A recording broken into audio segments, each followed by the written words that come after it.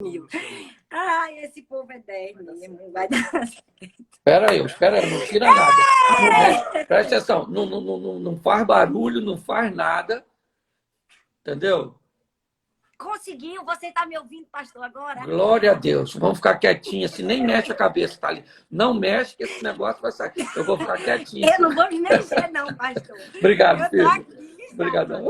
finalmente deu. Mas olha, eu tenho 2 celulares. Imagino que o senhor também tem 2, né? Eu Sim, tenho o meu sim. telefone pessoal e o telefone que eu resolvo as minhas coisas. E engraçado, eu sempre uso o bom, o celular, o novinho, última geração, o melhor de todos da Apple.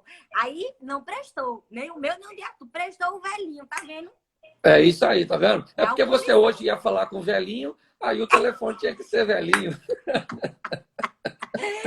Ai, meu Deus, glória a Deus. Gente, manda esse link para alguém aí, para participar, porque agora deu certo. Pastor, seja bem-vindo à nossa live. Muito obrigada por estar aqui com a gente.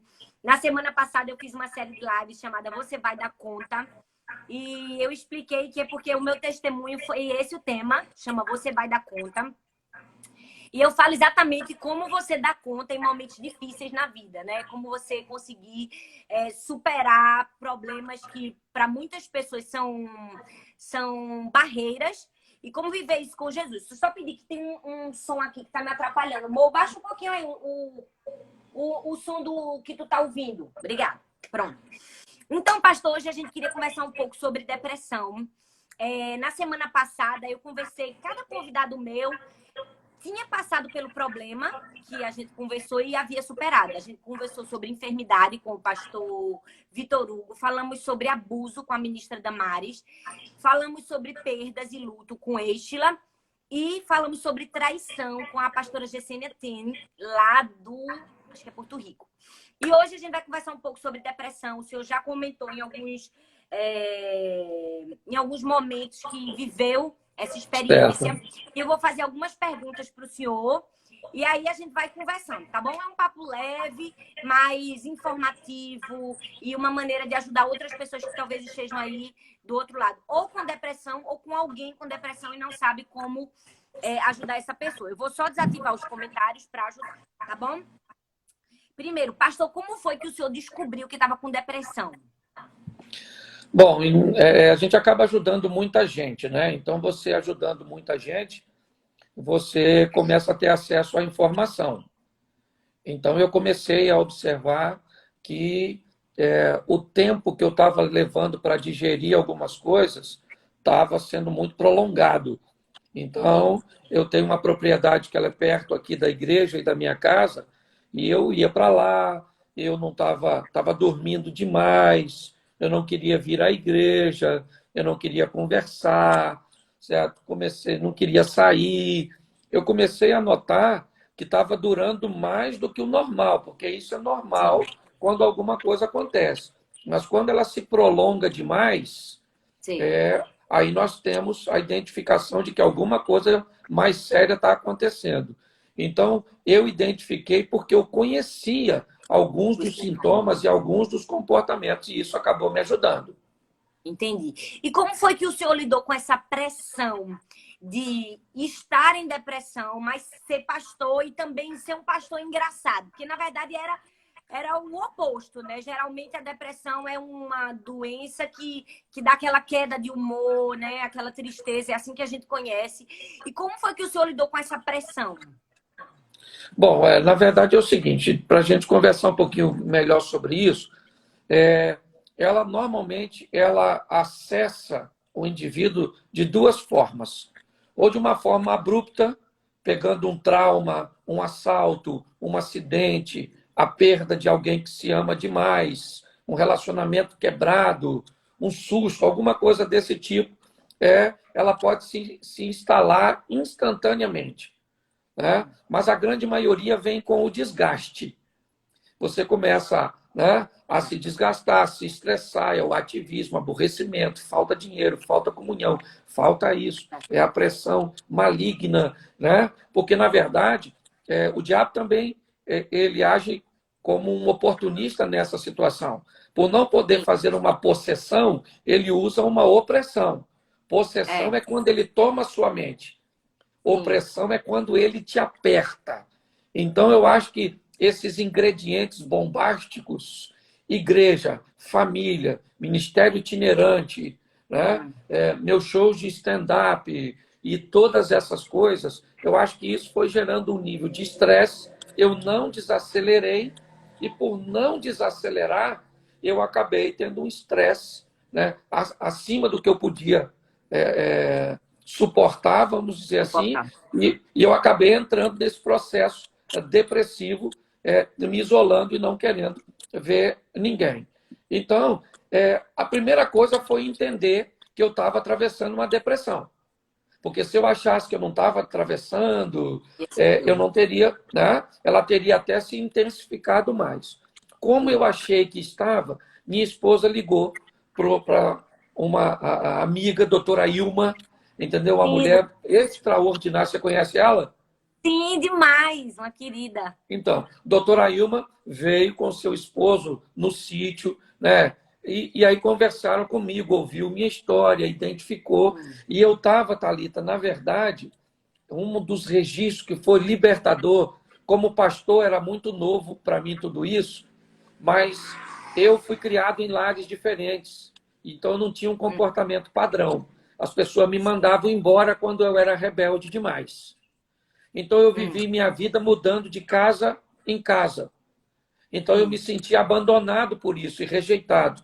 Todas as Uau, vezes que um membro saía da igreja, eu sentia essa rejeição novamente. uau.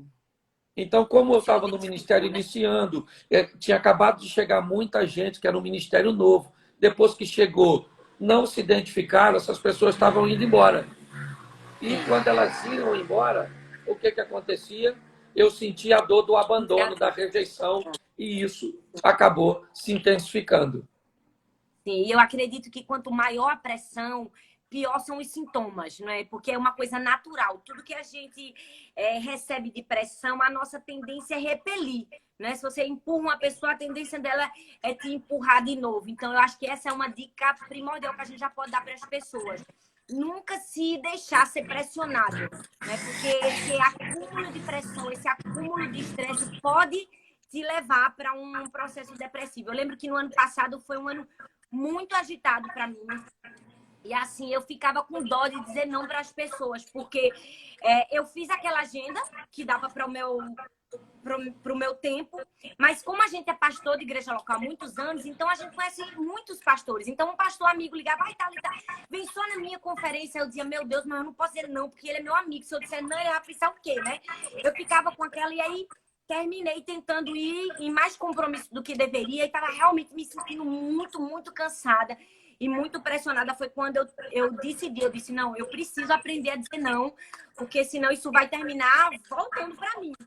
E Sim, aí, esse ano eu mudei tudo. É tanto que essa quarentena eu nem tô sentindo, porque eu não tinha nenhum compromisso, eu não tinha marcado nada para esse mês, eu tinha marcado realmente um descanso. E é muito importante a gente entender isso, né? Saber que o corpo tem limites, para a gente não se deixar ser mais pressionado do que deveria e também, como o senhor falou, identificar a causa, né? Procurar é. ajuda. Outra coisa também, Thalita, que eu descobri com a morte do Robbie Williams, aquele que era o comediante, né? É Sim, que pessoas que trabalham com humor, por incrível que pareça, elas são muito sensíveis, porque o humor precisa de sensibilidade para notar as coisas. verdade. Então, nesse ambiente de rejeição, de dificuldade, nós temos um pouquinho mais de dificuldade de lidar com a retomada.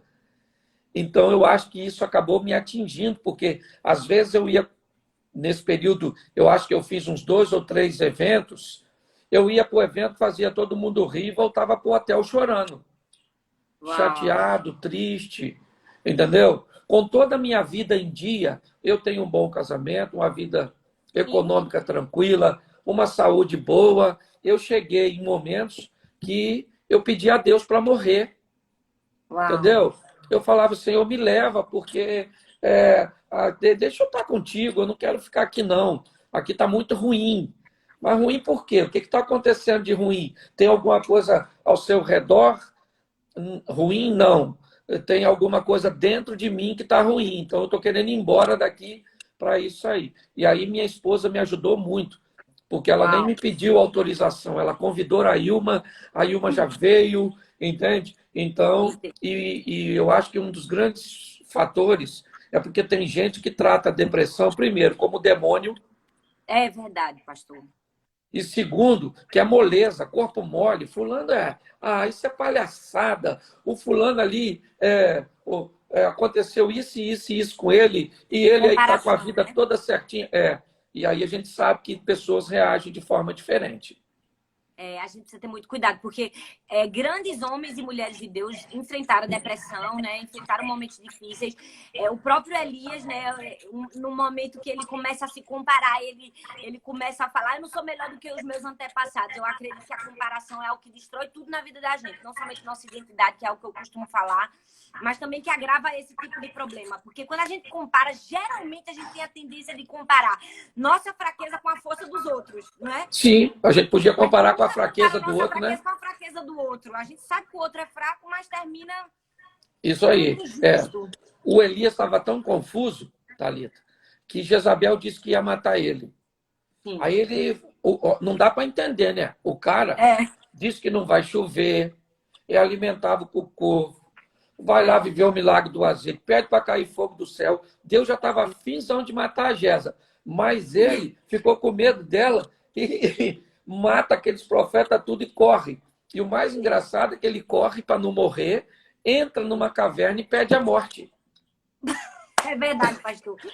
O que eu fico impressionada com essa história é que Elias, para você ver como a gente precisa, num momento desse, se concentrar não nas emoções, não nos sentimentos, mas nos fatos. Porque Jezabel disse que ia matar ele. Mas quem quer matar não manda mensageiro, manda assassino, né? É verdade. Ela não tinha nem mandado avisar, ela tinha mesmo mandado um cara matar ele. Né? Jezabel era muito inteligente. Eu imagino que ela não ia mandar matar, que ela sabia que ele ia se tornar um herói, ia ser pior para ela. Né? Mas devia ser muito feia, né, Thalita? Você não acha que ela era feia? Não, acho não. Eu acho que ela era feia, porque se ela já é tão inteligente e má, mas não três dá adjetivos, tudo, né, pastor? três adjetivos, né? Não Isso é coisa de mulher. Eu acho Não, que dá, mulher. Quem não consegue ser inteligente e bonita é homem. Mulher consegue. Mulher consegue. Quando a mulher vai escolher um homem, poderosa ela era. Mas deixa eu botar nela um defeito, ela já morreu, Thalita. Era feia, pronto. Então tá, se o senhor está dizendo que ela era feia, mas inteligente ela era. Com certeza. E eu acho que o erro de Elias foi esse. Ele se concentrou nas emoções. Ele disse: ela vai me matar, vou morrer. Na verdade, ela só fez uma ameaça. Né? E eu acho que, às vezes, a gente também tem um pouco de dificuldade de lidar com certos tipos de emoções. Né? A gente, né, vê uma ameaça, a gente desespera. Pessoas, Thalita, às vezes vão ao médico e tem um diagnóstico de um câncer que já está ali provavelmente há 5, 10 anos. Nunca teve um sintoma. Vai fazer um exame de rotina, descobre um câncer que estava nela há 10 anos. Depois que descobriu, morre em 30 dias. É verdade. Você vê que é emocional. Ao invés de conversar com o câncer, querido, se eu morrer, você morre também. Aqui a gente faz uma parceria. Vamos aqui viver junto. Não é? Então você é um suicida, célula cancerígena. Se você me matar, você morre. Às vezes um acordo, porque a gente está brincando, logicamente, com emoções, mas é um grande desafio. Hoje nós vemos aí a depressão e a obesidade como uma das duas maiores patologias do futuro. Então, lidar com isso é um grande desafio. Ficou a herança, né? Porque eu nem fazer a barba eu queria, Thalita. Uau! Então, eu não queria tomar banho. Ficou aquele desânimo mesmo. Uma coisa... quem estava dizendo assim, eu vou ficar aqui porque já eu vou morrer. Mas graças a Deus, graças a Deus. E como foi seu processo de cura, pastor? O senhor pode explicar um pouco para a gente? Bom, o meu processo de cura, primeiro, como eu estava no sítio, lá não pega celular, lá não tem sinal de internet. Então, lá eu não tinha notícia ruim, porque eu já estava ruim. Então, se eu vou ficar escutando mais coisa ruim, né? Então, se eu sabia que eu estava vivendo coisas por uma demanda grande que eu tinha enfrentado, eu falei, eu preciso desacelerar para jogar um pouco desse mal. Se cada dia traz consigo seu mal, no final do dia, eu tenho que jogar o mal fora daquele dia, senão ele vai acumular com o mal do dia seguinte. Então eu parei de ouvir as coisas, recebia no sítio amigos, gente que ia levar coisas boas, certo? A família. Então eu me resguardei, sabe? Eu fiquei como alguém que fica internado quando está com a patologia mesmo, né? Eu fiquei recluso no sítio, pescando, brincando com as minhas cadelas, entendeu? Olhando lá os mosquitos, essas coisas assim que refrigera, pelo menos a minha alma, ok? E nesse ambiente eu fui me esvaziando. No que eu fui esvaziando, é lógico que eu usei profissionais capacitados, que eu aprendi que a gente resolve coisas com mãos, mas também eu usei joelhos espirituais, de gente que ia intervir em áreas que o aconselhamento, o ansiolítico não iriam conseguir enxergar. Então, acho que foi um conjunto de profissionais, gente aptas para saber como me tratar, me dar ferramentas, mas também oração, intercessão, para que me tirasse daquela situação. Amém. E eu acho que isso é muito válido a gente falar, né? O descanso. Se a gente podia falar de alguém que a gente está falando aqui de Elias, uma das coisas que aconteceu com Elias foi isso, né? Depois que ele dormiu ali embaixo do pé de Esta, o anjo levantou e disse assim, ó, levante-se e coma. A gente tem que entender que às vezes uma noite de sono, um descanso, comer, parar, pode restaurar muita coisa na nossa vida, né? Talvez você tá com a vida muito agitada, você tem que descansar um pouco. E eu acho legal isso que o senhor falou do sítio. Que eu estava conversando agora em dezembro com um amigo meu e ele falando isso. Ele disse, Thalita, uma coisa que eu aprendi até conversando com o meu médico, ele disse assim, olha, todo grande líder, pessoa que tem muita responsabilidade, está imbuído de muita gente, né? Sobre sua responsabilidade, ele precisa de um escape, ele precisa de um lugar de refúgio. Né? Aí ele disse, eu aluguei, arrendei um sítio e assim, está sendo uma cura para mim. Porque quando eu estou estressada, eu vou para o sítio e não faço nada. Para você ver, Thalita, eu vou sair daqui, hoje eu vou ser pai, entendeu? Vai nascer 5 cachorrinhos lá no sítio. Então eu estou com uma cadela em trabalho de parto lá, vim para cá preocupado se ela vai precisar que eu segurasse ali na patinha dela, entendeu? Então eu vivo hoje, posso viver, aliás, esse isolamento social, ele está me ajudando muito. Ele só tem que acabar logo, Thalita, porque eu estou tão sem assunto com minha mulher que já estou falando meus podres para ela, entendeu? Então, entende? Mas eu hoje estou vivendo... perigoso, pastor. Tá ficando, tá. Então, eu estou vivendo esses dois mundos. Eu saio de lá, recebo, né, as mensagens de celular, os problemas, mas já eu estou voltando para lá, certo? E lá eu fico até 17, 18 horas e venho, só assisto um jornal por dia para não encher essas coisas, porque eu sei o que eu estava vivendo, então eu também agora tenho que fazer essa limpeza todos os dias.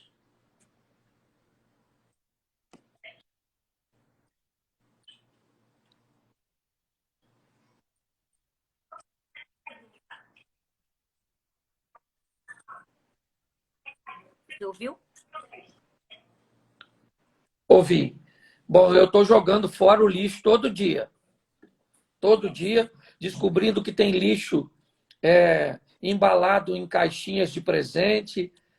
Tem muita coisa bem bonitinha de aparência, mas se eu levar para a minha vida, para a minha casa, para o meu cotidiano, é lixo. Eu não sou depósito de lixo. E quando tentei ser, fui para uma depressão. Então, hoje, eu escolho e sou mais seletivo com as minhas amizades. Aprendi que tem gente que vai ser meu amigo de agenda e gente que vai ser meu amigo de destino. Então, amigo de agenda, eu faço negócio, eu encontro, eu tomo café, mas eu não levo para minha intimidade, certo? Então, eu tô muito mais seletivo, certo? Estou cuidando mais da minha mulher, porque se eu morrer, outro vai cuidar. Entende? Então, que cuide eu, certo? Eu tô mudando Sim. meu foco, entendeu? Uau. Porque Sim. eu quero infernizar a vida do marido, do cara que vai casar com a minha mulher depois que eu morrer, Thalita.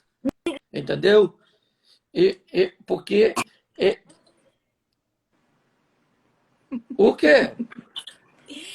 O Eu senhor está quero dizendo que vai estragar. morrer? Se minha mulher casar de novo, eu vou estar deitado lá naquela cama. Não, vou morrer agora não. Mas eu quero deixar uma mensagem registrada, entendeu? Para o indivíduo que se vai de casar com ela. Que ela vai falar assim: o Cláudio era desse jeito, o Cláudio era bom, o Cláudio. Ou seja, eu não vou morrer, eu vou estar sempre vivo. Sempre vivo. Sempre vivo do lado dele. Isso aí. Oi. A depressão ser falta de Deus. A gente ouve muito isso no meio cristão. A depressão ser falta de Deus. Então, infelizmente, muitas pessoas, como o senhor falou, ser seletivo em quem você é amigo, em quem você escuta. Muitas pessoas, quando a gente está sofrendo, eu passei por isso de uma outra maneira na perda, elas vão falar palavras duras, elas vão falar palavras impensadas, insensatas. Como a gente pode se proteger de alguém que diz que a depressão é a falta de Deus? Porque tem muita gente aí do outro lado que eu imagino que está ferido com palavras desse tipo. Bom, eu diria para você e para todos que estão nos assistindo que dizer que a depressão é falta de Deus não está errado.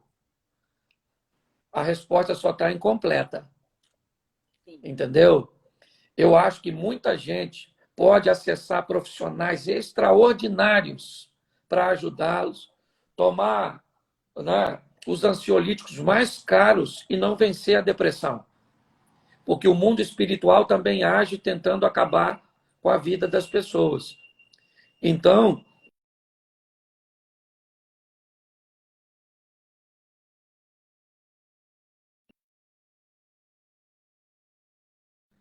ok? Então, eu entendo isso e respeito algumas pessoas que talvez vá se posicionar dessa forma, que eu acredito ser um processo moderado.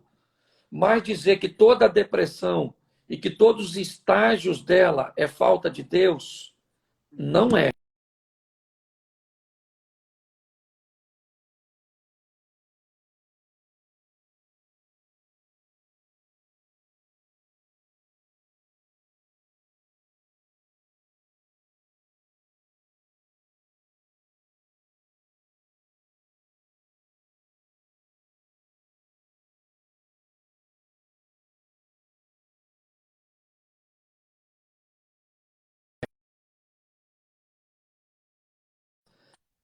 Mas o que acontece é o seguinte: eu olho para todo esse drama que muitas pessoas vivem e depressão, alguns acham que é doença de rico, É. certo? Pobre, você é Pobre. pobre. É igual, por exemplo, assim, como é que um filho de pobre tem intolerância à lactose? Filho de pobre tem intolerância à fome. É ou não é?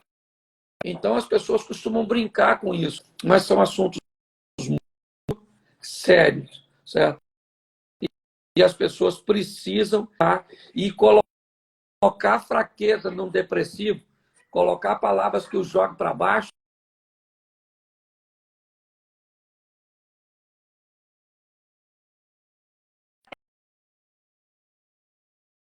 Você está me vendo?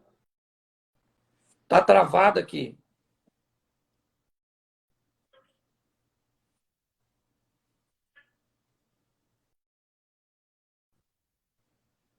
Eu, você está congelado aqui. Não sei se eu estou congelado aí.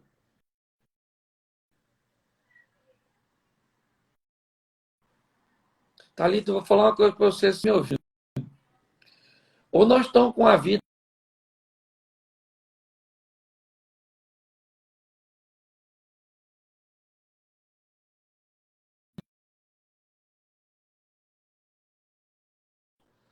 do começo. Eu não,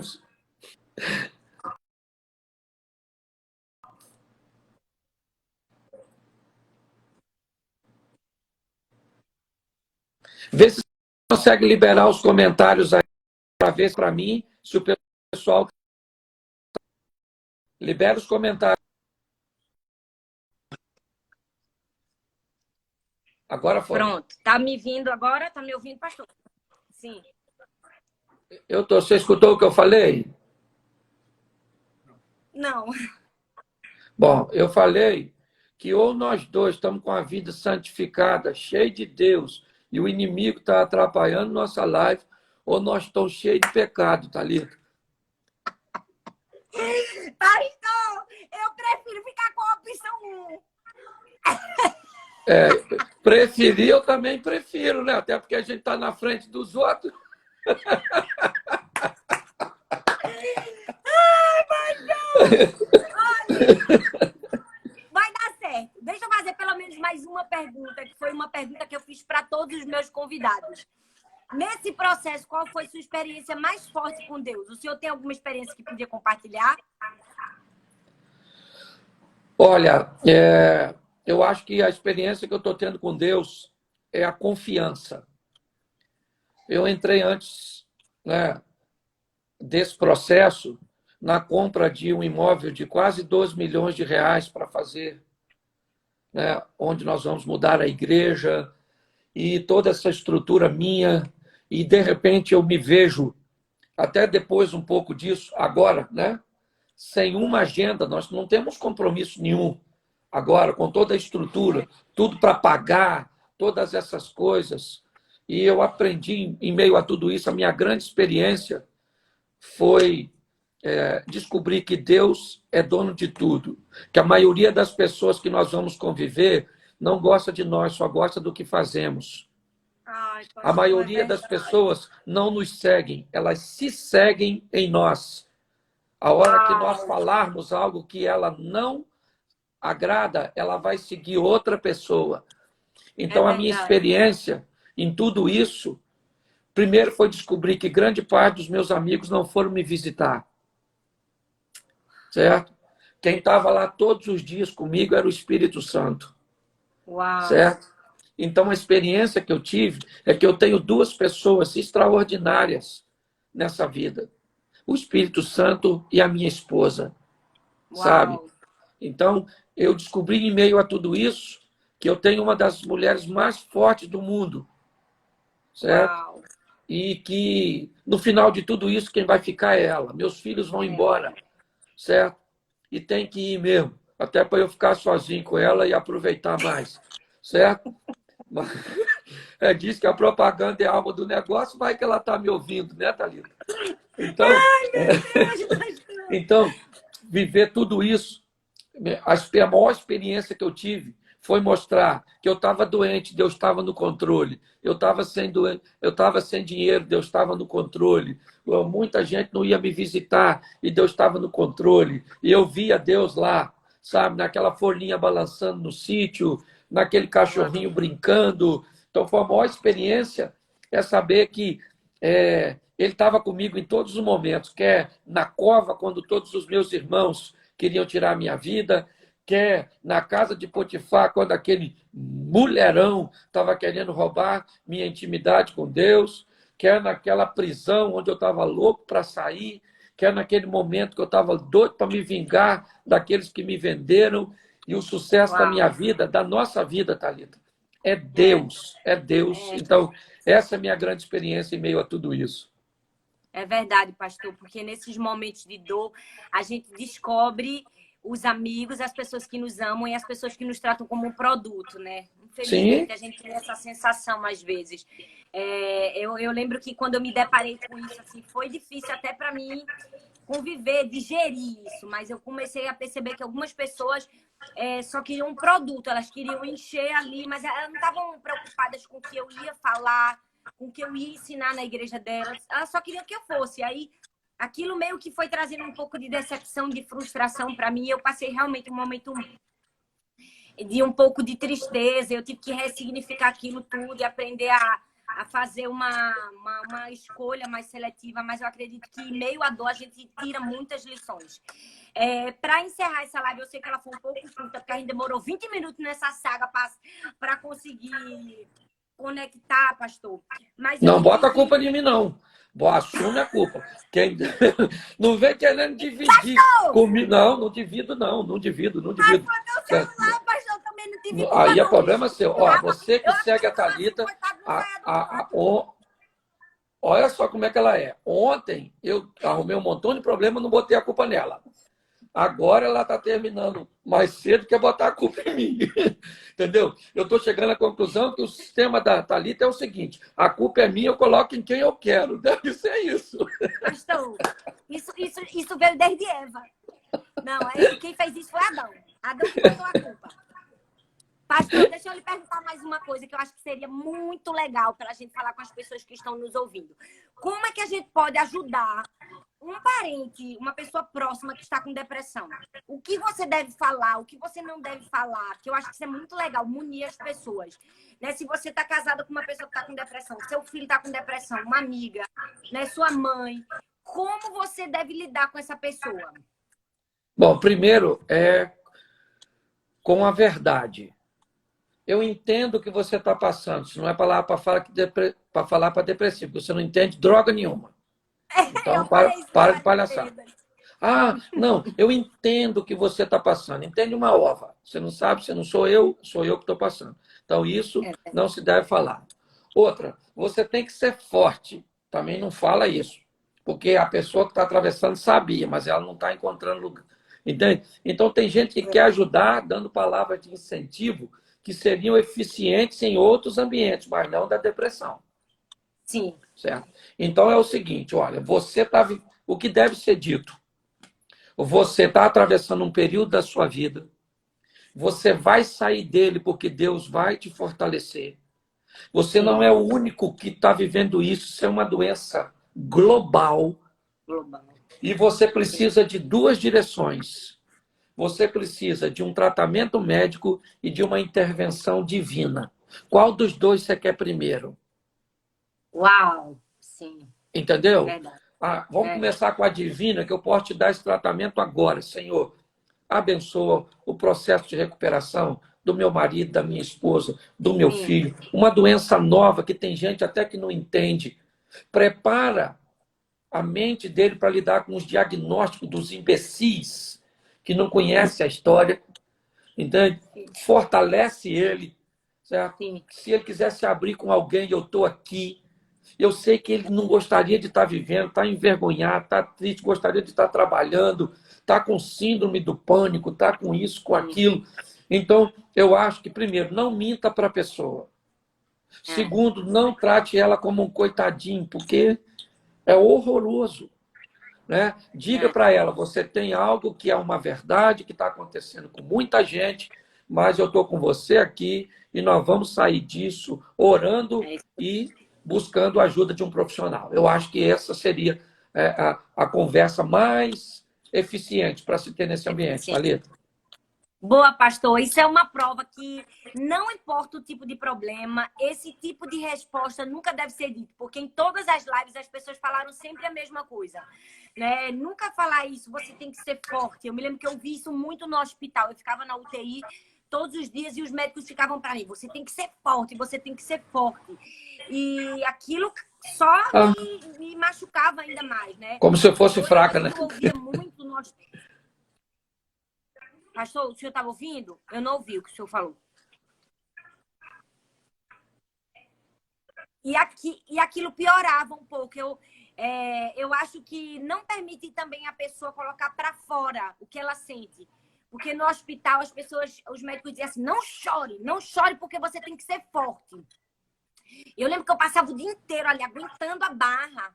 Eu só conseguia chorar quando eu chegava na minha casa à noite. E era o meu momento de desabafar. E eu acho que falar para Deus o que você sente não é proibido e muito pelo contrário, é muito saudável, né? Deus até deixou Elias falar isso, porque ele poderia ter dito, você é um covarde, o que é que você está fazendo aqui no meio do deserto, fugindo de uma mulher? Né? Deus poderia ter pressionado ele, mas Deus compreendeu ele, deixou ele falar, olha, eu tô sofrendo, o povo de Israel se esqueceu da aliança, e deu aquela choradeira toda, e depois Deus levantou ele. Então, acho que essa é uma boa dica, né? Nunca falar pra pessoa, Ai, não faça isso, Deus está vendo, né? Pintar uma imagem diferente de Deus. E, por fim, já que o senhor falou para as pessoas que não estão com depressão, mas precisam lidar com alguém com depressão, o senhor pode dar uma palavra para quem Eu não tô, está com depressão? tá Para a gente travando, encerrar e orar? não estou conseguindo te ouvir.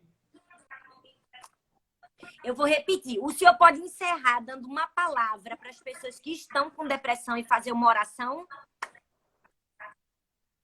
Claro. Você estava falando sobre Elias, uma coisa muito interessante é que o texto diz assim: durante esse período não vai chover segundo a minha palavra. E me parece que Elias achou que era mais forte do que era na verdade. Não há nem informação que Deus autorizou ele dizer aquilo, ou mandou ele dizer. Ele disse, mas esqueceu que a seca viria também para o local que ele habitava. Então, às vezes, nós pensamos que somos muito mais fortes do que somos. E a nossa força está em Deus. Pode ter certeza disso. Por mais capacitado que você seja, saiba que Deus é o nosso refúgio, a nossa fortaleza e o nosso socorro bem presente na hora da angústia. Então vamos orar. Você pediu para eu orar, foi isso? Sim. Ok, vamos orar então. Pai, em nome de Jesus, nós estamos fazendo essa live com o propósito de sermos bênção para as pessoas que estão assistindo. Estejam elas inseridas nesse problema agora ou não. Em nome de Jesus, que o Senhor possa abençoar e agir para as pessoas que neste momento estão desenvolvendo ou estão talvez no ápice de um ambiente depressivo. Ó Pai, que a tua misericórdia, em nome de Jesus, venha agir. O Senhor é aquele que pode acessar a alma. Então, em nome de Jesus, entra com providência, faz um milagre agora, ó Pai. E que nesses sorrisos, nessas brincadeiras que nós fizemos, ó Pai, mas também com muita verdade, com a tua palavra, que não volta vazia sem antes fazer aquilo que lhe apraz.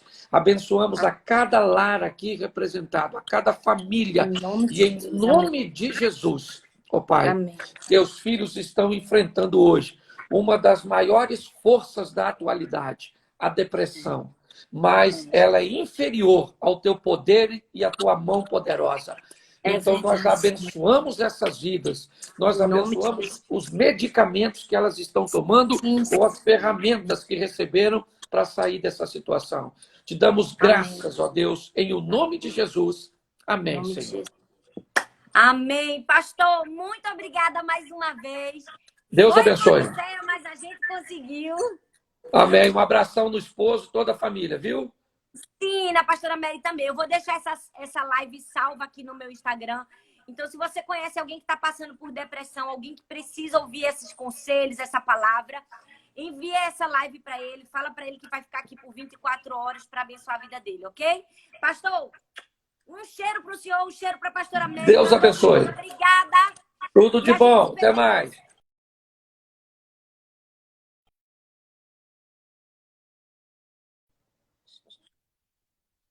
Tchau.